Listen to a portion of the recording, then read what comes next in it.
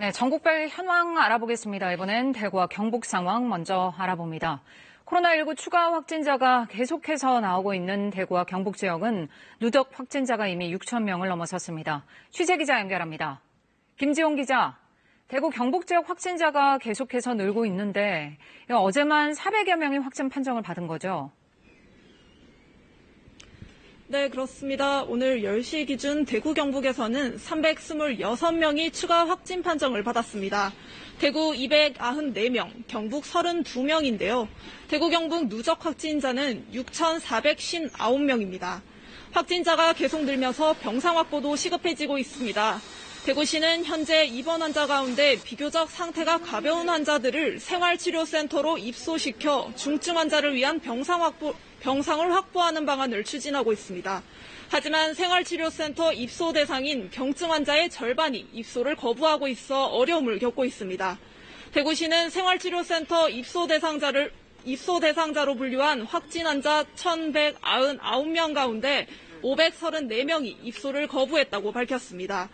입소하겠다는 환자는 575명이었고 90명은 연락이 닿지 않았다고 설명했습니다. 대구시는 치료 방법이나 입소 환경 등은 환자의 선택사항이 아니라며 중증 환자의 치료와 추가 감염 예방을 위해 보건당국의 결정에 따라줄 것을 호소했습니다. 이런 가운데 입원 대상자로 분류된 환자의 이송도 일부 진행됐습니다. 국군 대구병원과 광주 빛고을 전남대병원 등에 77명이 이송됐습니다. 또 천안 우정공무원 염수원 등 6개 생활치료센터에 101명이 추가 입소합니다. 네, 사망자도 계속 늘고 있는데 앞서 잠시 얘기도 했지만 중증 환자 치료를 위한 병상 확보가 더 중요해졌잖아요. 하지만 아직 많이 부족하죠?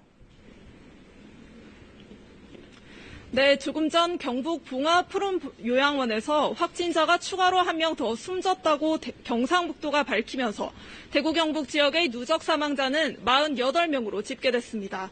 특히 대구에서는 어제 기저질환이 없는 70대 환자 2명이 숨지기도 했는데요.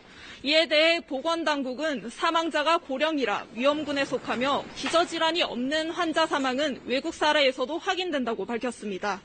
중증 환자도 늘어 현재 대구에서 인공호흡기 치료를 받고 있는 환자는 33명입니다. 문제는 어제 또 자택에서 대기 중이었던 70대 남성 확진자가 숨지기도 했는데요. 보건당국이 현재 자택 대기 중인 환자를 상대로 중증도를 분류한 결과 275명이 입원 치료를 받아야 하는 환자군으로 분류되기도 했습니다. 하지만 이 가운데 169명이 병상 부족으로 입원하지 못한 채 여전히 자택에서 입원 대기 중입니다. 집중 치료를 받아야 하는 중증 환자들을 위한 병상 확보가 시급해진 상황입니다. 지금까지 대구시청에서 KBS 뉴스 김지용입니다.